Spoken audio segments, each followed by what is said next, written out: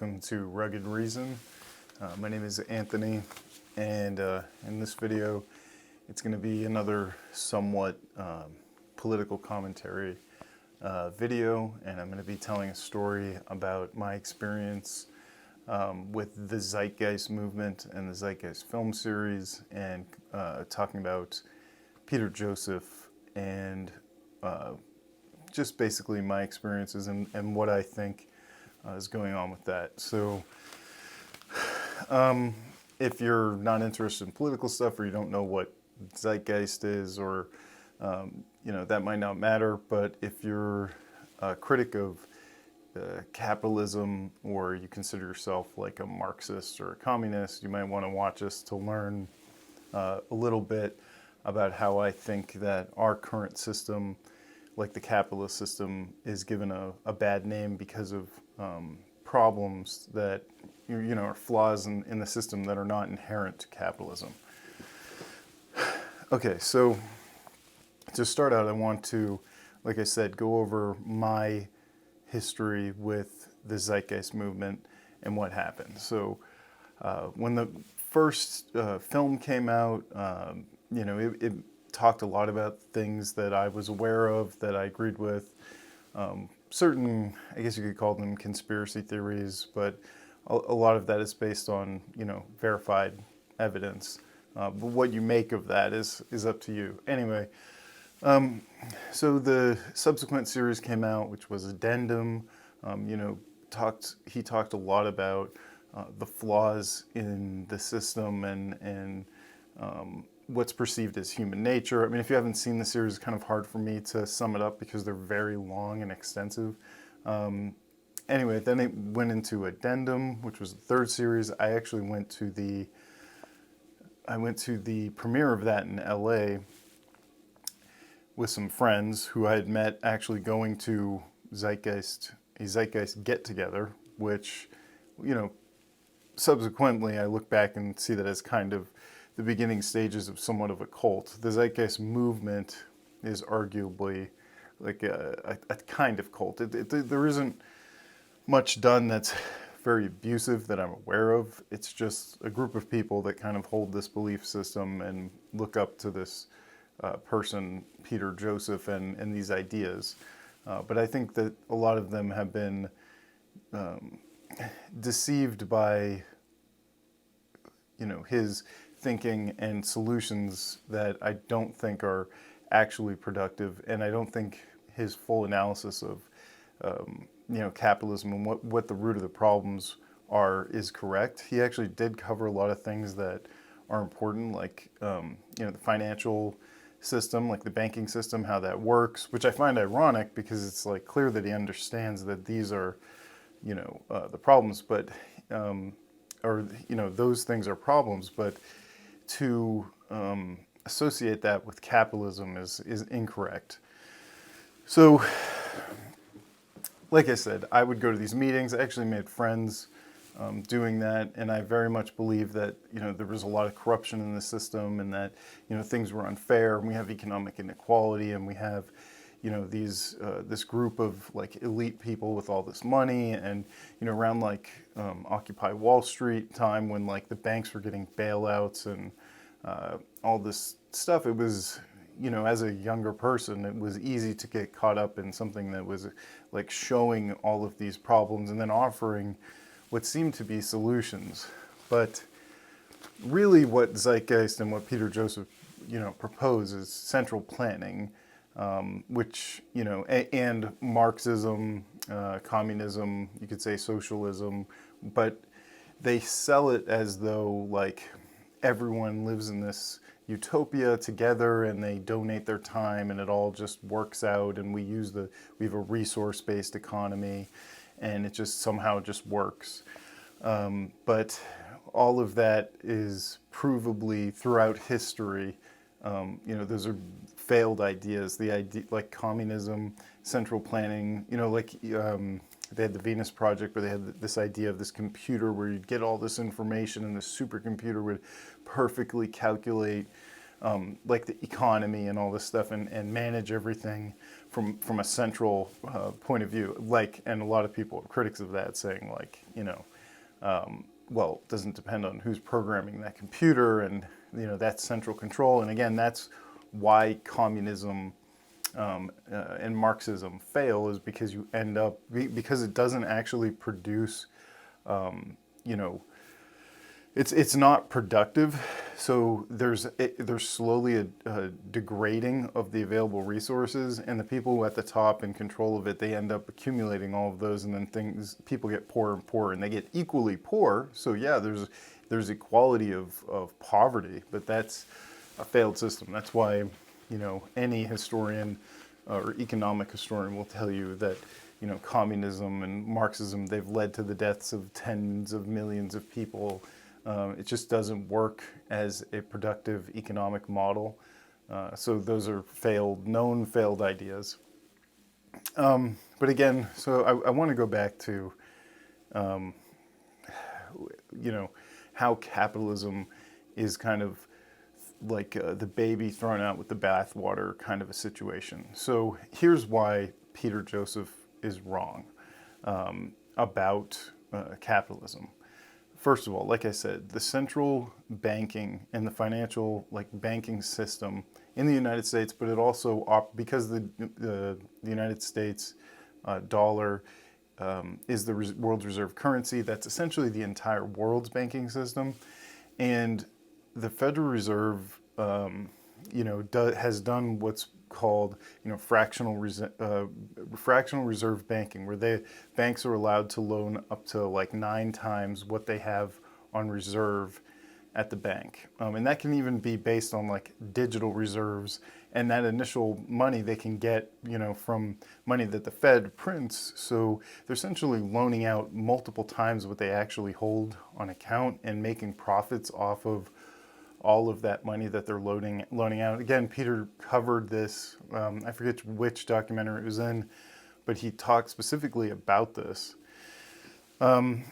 which I again find ironic, because that has absolutely no basis in capitalism whatsoever.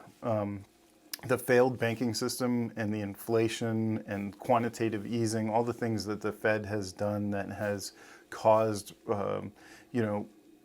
unfair advantages in the economy, because the first people to get access to newly printed money actually go out and spend it, and it still has the same value of the existing money in the money supply, and so they get the best benefit. But then, as more money enters the overall pool, it degrades the value of all the money. So the last person to spend that money or to get it gets the least benefit. They're getting screwed, and that's the average person. That's small businesses. It's everyone further away from that circle. So the ones who get the most benefit are the ones first to access, which is usually banks and big corporations, and they get loans and they get access to that money, which is essentially robbing the rest of the society. It's giving them unfair advantage to make investments, to make interest.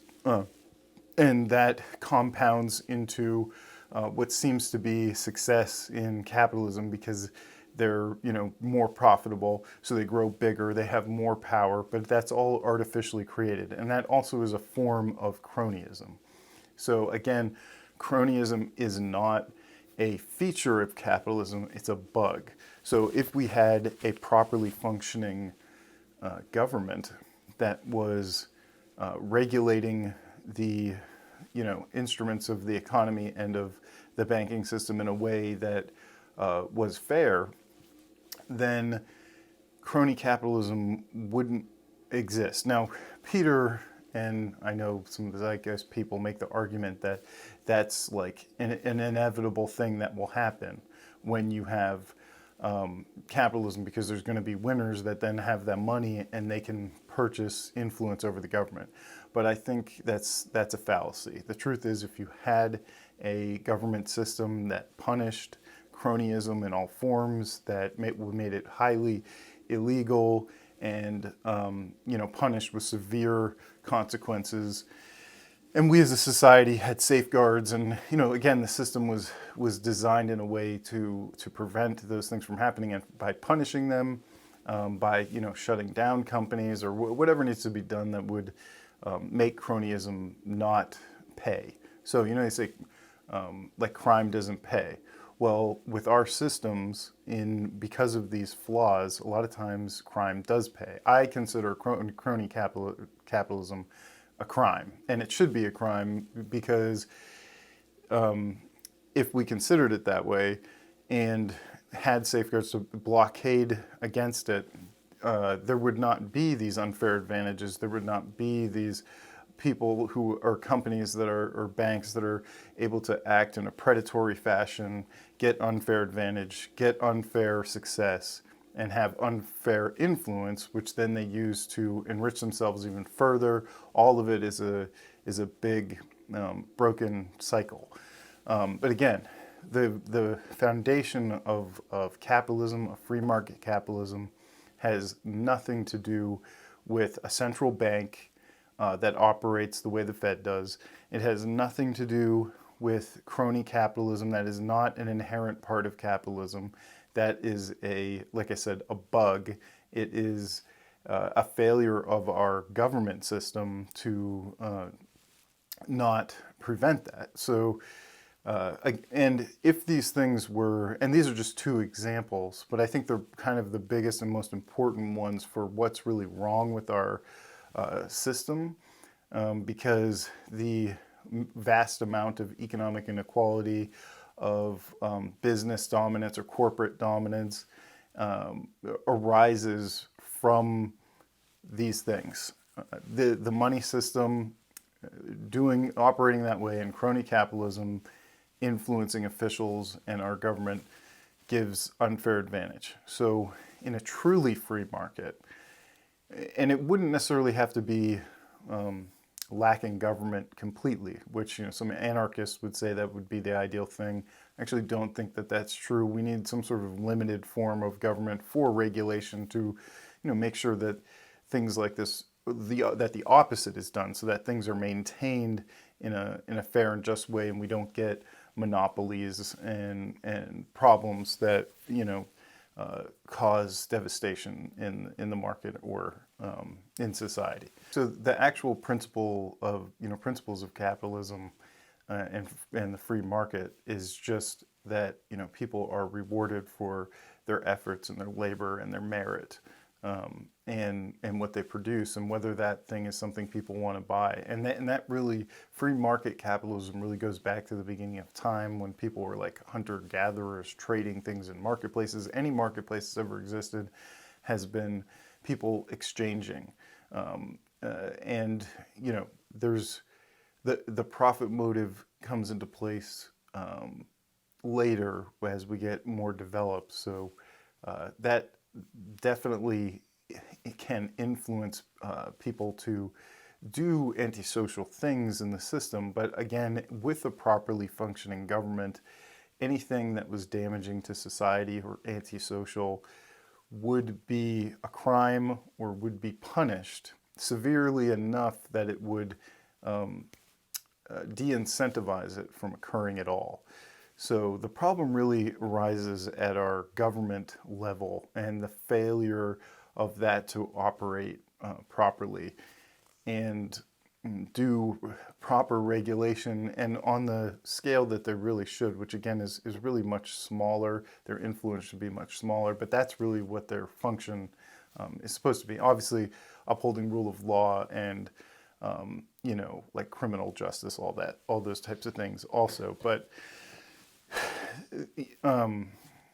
the basic point is that capitalism is not this evil thing. It can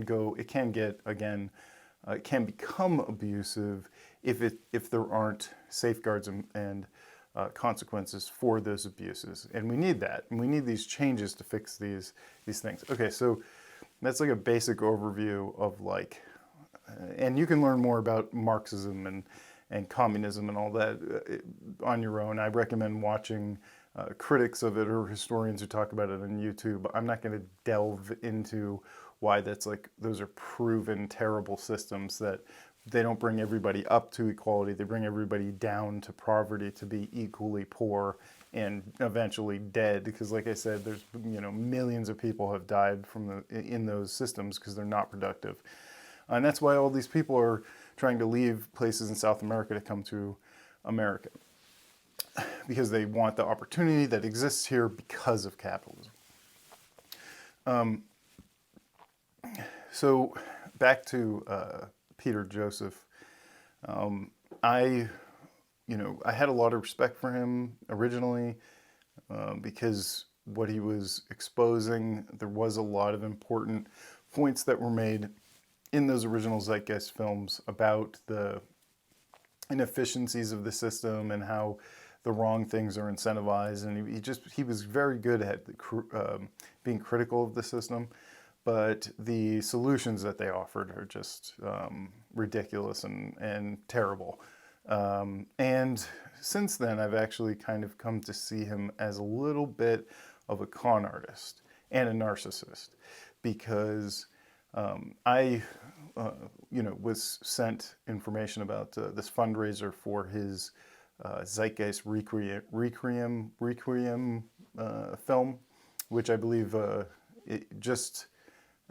they just did an event in LA for, or they're going to. But they raised, I think, $50,000 or $100,000. And then it was a few months ago, they released, a copy of it just digitally online. And I watched it, and, I'm a filmmaker, so I'm aware of what goes into making something. And I can say that, in my opinion, the production value of that film and the actors and everything that was in it, the idea that costed the amount of money that he was able to raise, to me, is completely ridiculous. Unless he's an absolute fool and overpaid every single person and every piece of equipment, and did it in the most terrible, wasteful way possible to just throw away money. There is no way that film cost that amount of money. I do not believe it. I believe that he took that money, because there's no accountability when you do these crowdfunding things. People donate their money, and then eventually they'll get like an email saying, "Here's the film," and there's no like accounting of the money that was spent and where it went. It's just, here's the money, hope you make something good. So I believe that he took a large portion of that money and invested it in the stock market, because what a lot of people don't know is that Peter Joseph was a stock trader, and he has talked about in some of his speeches about reading charts and how there are breakout signals and all this stuff. He knows like day trading. I believe he did that as a job for a number of years, and then he would supposedly had this crisis of consciousness that, or conscience, that he didn't want to do that, so he started making the Zeitgeist films.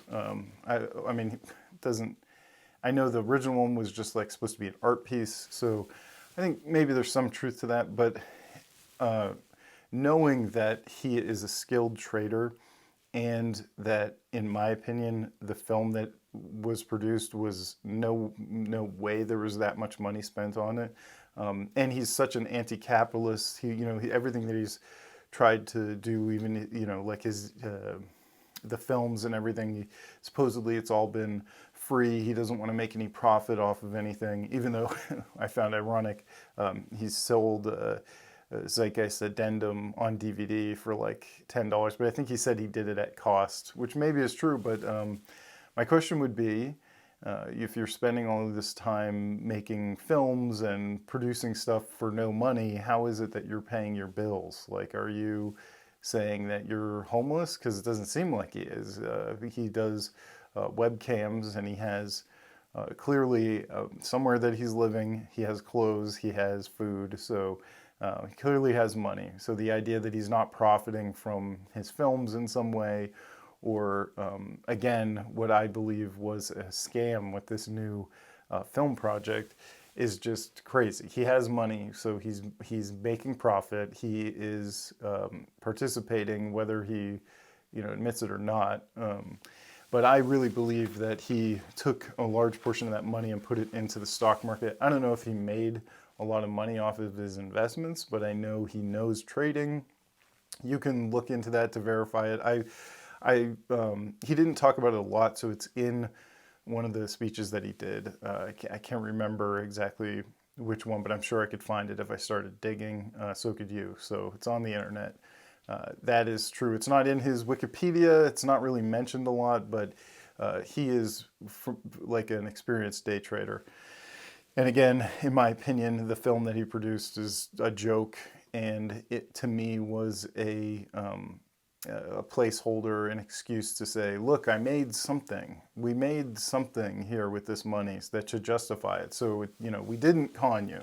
But I don't believe that's true. I think he did. I think he took the money. I think he invested it.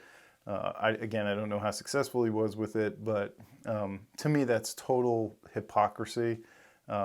You're claiming you're against capitalism, and then not only are you participating in like arguably the worst aspect of capitalism, in his opinion, of stock trading, but also you're,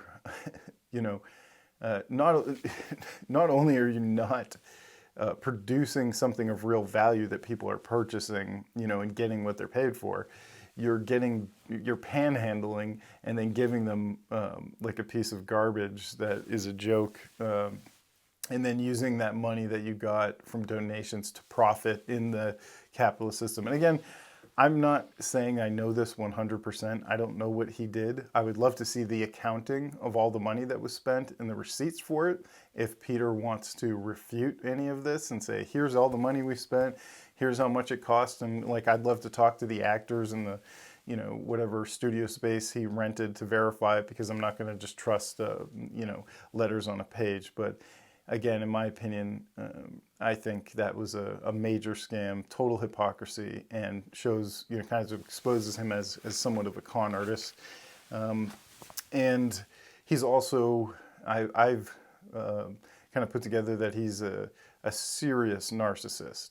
His altruism and this, kind of Jesus-like savior complex that he has, is like a virtue signal of the highest degree, not just because he cares about fixing things. I think it comes from his own ego and narcissism to think that he is better than everybody. If you watch any video with him, you will pick up on it very quickly. He is like a serious narcissist. So for the people that have fallen for that, who believe that, just because there are, examples of corruption in the system, that there is economic inequality, that things don't seem fair, that, and they do want a sense of community, which I also think is very important, which we do lack. I think people should try to build more of a sense of community in their local environment and support systems outside of churches, which seems to be the only place people are capable of doing that, which is ridiculous because, I don't want to offend anyone, but I don't think you should have to conform to a ideology or belief system to be part of a community or support system. I think that should exist outside of religion. If people want to practice religion and worship or do whatever they want, that's great, but we need other organizations that don't require that, because it's just sad, and I think it pressures people into it and to be fraudulent believers, and it's just and it's not honest. So you can't have true authenticity in those environments to really be who you are, because there's rules about how people can behave, what they can think, say, whatever. And it just isn't a truly open communal system. Anyway, I think people want community. They want the idea of working together. But the reality is, like, people aren't going to get up at 7 in the morning and go show up at work and do tough jobs, so that everybody can be on the equal pay, system. And, somebody else can just sit around and someone else is just going to be a doctor for fun. Like, there's a reason capitalism works. It rewards productivity and skill. And it is the best system that has ever, been devised. And again, it for sure needs to have like, what are those called? Like guardrails, like when you're bowling. You need to have things in place that prevent the abuses and corruption that can happen, like I was discussing with cronyism, and also decouple it from the financial system, because all of the artificial dominance, even I would argue corporate personhood, which again is almost like a form of cronyism. The founding fathers did not advocate corporate personhood. That is a fairly new thing. I mean, so is the Federal Reserve Bank, which is as Federal Express, which was put in place in 1913. I mean, the country was founded in the 1700s, so this is way after. And same thing with corporate personhood. I believe that happened in the 20th century. It is not in our Constitution. It is not part of our founding documents to have companies have personhood or rights of people. And even if you were going to allow that, then those corporate persons should be able to get life in prison, the death sentence, all the penalties of a person, which they are not. They're usually just given fines. And more cronyism has seeped into the system recently, where not only do they just receive fines, which then become a cost of doing business. Again, this is stuff that Peter did cover, which I did think was important.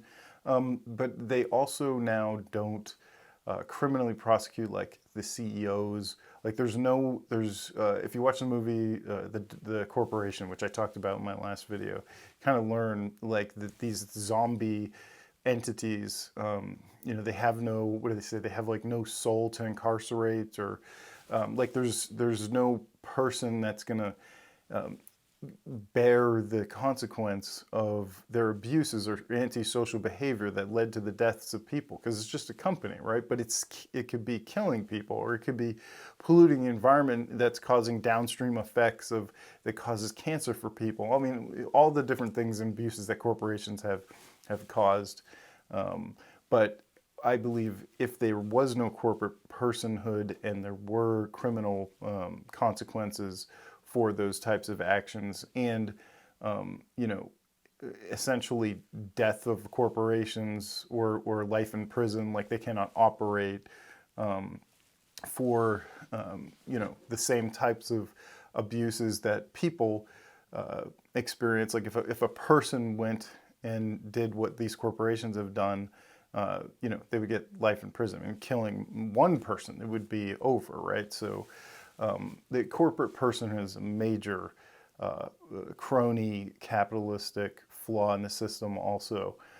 But again, capitalism is not the enemy. The capitalism has created the wealth and the opportunity that still, even with crony capitalism and cronyism and the screwed up financial system and central banking, which again, all should not exist, still is able to produce so much value and opportunity that people come from all over the world to take advantage of that. So since I'm kind of going down this economic conversation, I want to mention something that I learned recently about how the Fed has done rate hikes throughout the years. They kind of try and keep it around 3% inflation every year. So what I thought was interesting is that the productivity and the growth of capitalism year over year is about at the same rate that they raise those rates.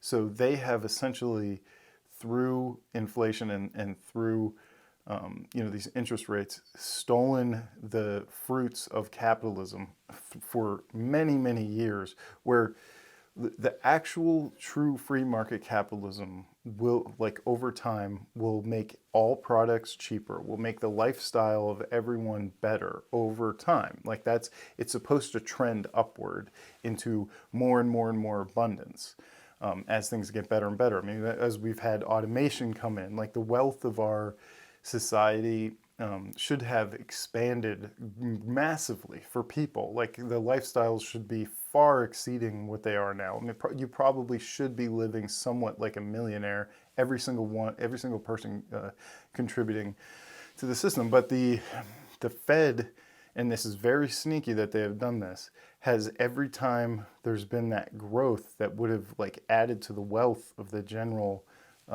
population, they take it through inflation and these interest rates. And I'm not explaining that perfectly. I would have to reference some other financial analysts that I follow to give you like a perfect explanation of how that operates.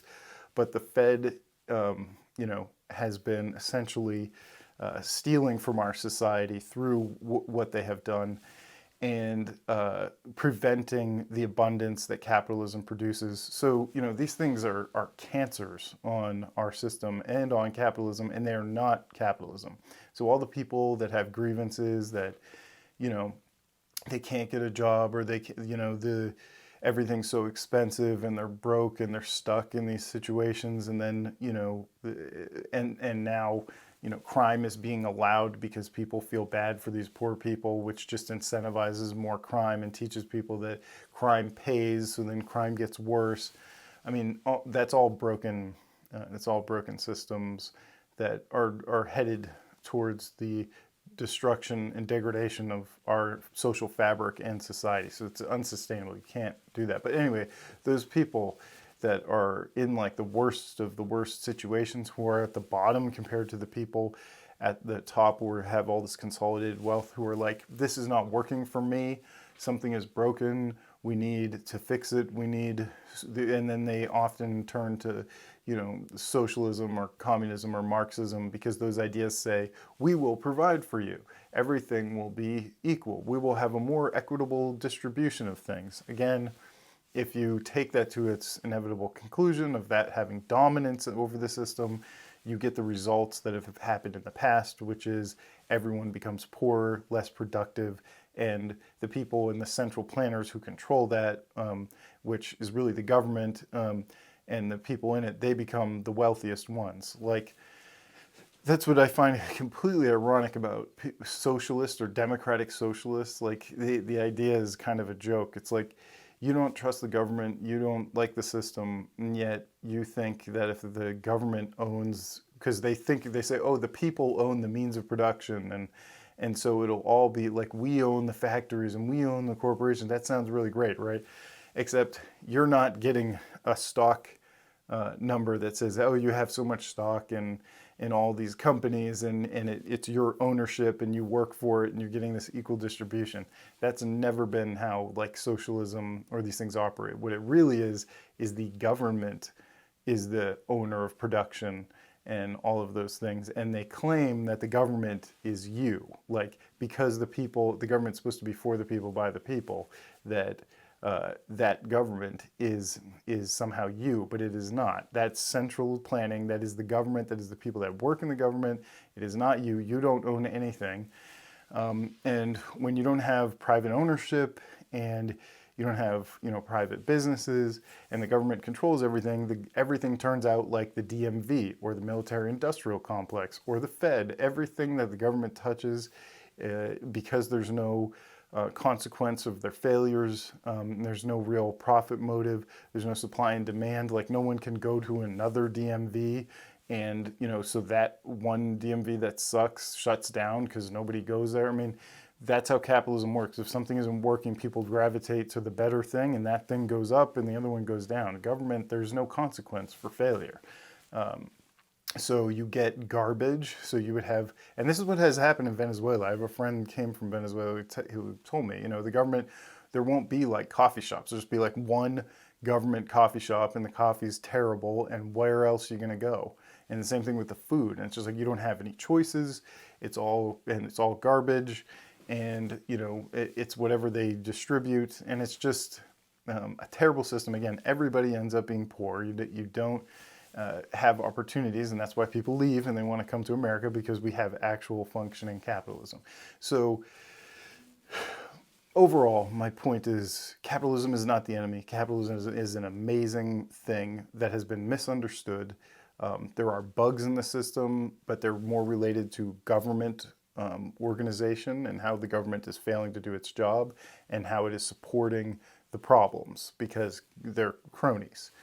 And their banking system and all of that is like in the corporate personhood, which is again a form of cronyism. It is the center of the outgrowth of all of these other problems that people are complaining about. Because if we didn't have those cancers consolidating the wealth in this way through cronyism and giving unfair advantage and unfair wealth to this smaller group of people because they can buy the government, because they can influence things, because they amassed so much money to invest, which gives them such leverage power over everybody else. If that didn't exist, we would have much more thriving small businesses. The average person would be able to get a better and more competitive wage because there's more businesses competing for workers. Everything in society, including skills, because getting training and all of these types of things, there'd be more money for that, so people would be able to, learn and be more productive, and there'd be more opportunity, there'd be more wealth, and as a society, again, if the Fed wasn't stealing the fruits of capitalism, the lifestyle of the average person would be increasing on top of that, and we would be living in a thriving, very wealthy country, which is all screwed up by all these problems. Again, people throw the baby out with the bathwater, not understanding these things, and believing that capitalism is the cause of the cronyism, and that's wrong. That's a complete lie, and it's a lie that is, put out by people in organizations that have a motive for people to believe that and think that, some of them of which want to destroy America or turn it into a centrally planned kind of socialist system. Like the WEF, those people, they want stakeholder capitalism, which is essentially just tyranny or, authoritarianism. They want to have total control of the means of production. They want to have full ownership of everything. They want to own, essentially have a combination of marriage of the government and corporate entities and themselves at the top, which can push people further down into more poverty situations and slavery and social credit scores and control mechanisms. That's their disgusting evil dream. And so in order to get to that place, you need to disrupt the society. I mean, our deep state has done this to many other countries throughout the world. They use civil unrest.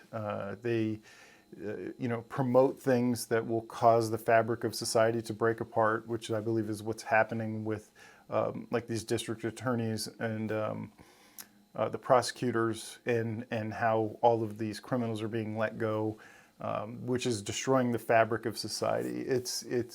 And there's going to be more civil unrest. There's going to be more things because these high-level power people, not only have they screwed us with these, cronyism and corruption of capitalism, but now they're essentially wanting to destroy it to put themselves in that socialist or communist seat of central power. And they can't get there until they get a bunch of idiots or useful idiots to believe that that's going to lead to them having more opportunity or more money or things being equitable, which it will not. It will make things much worse for them and everybody else. So anyway, I've gone really far with this, but I think these are all really important concepts to understand. You can do your own reading, kind of verify what I'm talking about. I'll probably be doing some interviews with people that are more experts on economic systems and the government, and kind of discussing more of the details, but I'm giving you like a very broad summary. But again, I personally kind of fell for those ideas when I was younger, and Peter Joseph and Zeitgeist and all that. So I'm not really, I had a lot of questions. I actually kind of grilled Peter, like, how do you accomplish a lot of these ideas without money? Like, you have to have people organized and working together. Anyway, I went through all of that, and I I didn't entirely believe it because I knew I was still learning, but I definitely was like, yeah, everything's screwed up. We need, something's messed up. Maybe capitalism's a problem. Maybe, we need something more equitable that everybody shares and we all love each other like a family. And unfortunately, the reality of strangers and massive populations of people is that we don't treat the larger scale external people like family, and it's not possible. That is a confusion of values. You can treat your direct friends with a kind of a form of communism or Marxism, where you want to help, the people that you care about close to you. You can have those types of relationships, but when it comes to the larger markets, you can't operate that way. The only thing that works is capitalism and the profit motive and merit and all these things. It's just what gets people up in the morning, gets them to go to work, and makes us productive and drives companies to produce amazing products and all of the advances and things that we see. So Elon Musk is not a terrible guy. He's an amazing entrepreneur and businessman, and has added major value to the world and our economy, and should be commended for his capitalist achievements. Yes, he's made a lot of money and had a lot of success, but that is the dream. And if you can do that without hurting a lot of people and causing devastation, like some of these other evil big pharma companies or companies that do manufacturing that pollute or whatever, then that's amazing, and that's really what we want and what we should, be supporting. And anyway, I have a lot of respect for Elon and how he thinks and how he does things. But again, I very much see Peter Joseph as a con man. I think that he defrauded people, and again, this is my opinion. If Peter wants to challenge me and show the accounting of his film, which again, I would, if he goes that far, I would actually delve into verifying it, because I would not believe it. And for the people that have fallen for Zeitgeist and his Marxist communist ideas, I suggest learning more and being open to criticism and trying to understand your opposition. Why is it that some people will tell you that those systems don't work? Why is it that in history it has had problems? The more you understand how the systems operate, what the outcomes of them are, you will realize that it just is not a functioning system. It just does not work. As much as you can have good intent there, it's not actually, because what it produces is harm. I see that as immoral. So even though, and a lot of people have good intent, that's very common with like leftist ideology. There's this, what is said sounds good, the intent is good, but I just look at facts. I look at systems, what's the input and what's the output. I don't care what your intent is. I don't care what you say about what you want to do. If the output is devastation, destruction, and poverty, then that's immoral because it's harming people and it's wrong. So I see what he's promoting to be wrong, and I think he's a hypocrite and kind of a con artist. Again, this is my opinion. And I'd love to have a debate with him, love to talk to him. I don't know if he ever would do that, but yeah, Peter, if you wanna have a debate, I'd be happy to sit down with you, because I know I'd win. Anyway, okay, sorry, that's kind of, I don't mean to come off like arrogant, but I just, I spent years kind of in that stuff, and it took me a while to learn and get out of it, and I'm a little, not happy about it, and I'm very confident in what I know now. So this has been Rugged Reason. Keep your reason, or stay rugged, keep your reason. And I'll be posting some more videos, probably with some other varying content, because I've kind of stuck, this is twice now I've done political stuff. So watch for tiny home stuff, or financial hacks. I'll have more updates on that stuff. But Please do your own research into everything that I've been talking about. Talk to people that are experts. Please just try to keep an open mind. Don't, just make up your mind before you have heard every perspective, especially critiques of what it is you believe.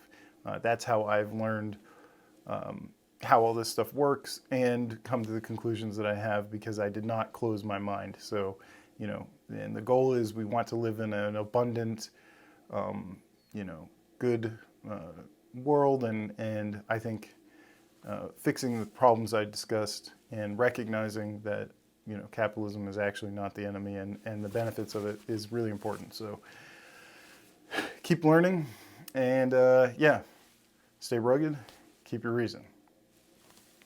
That's it.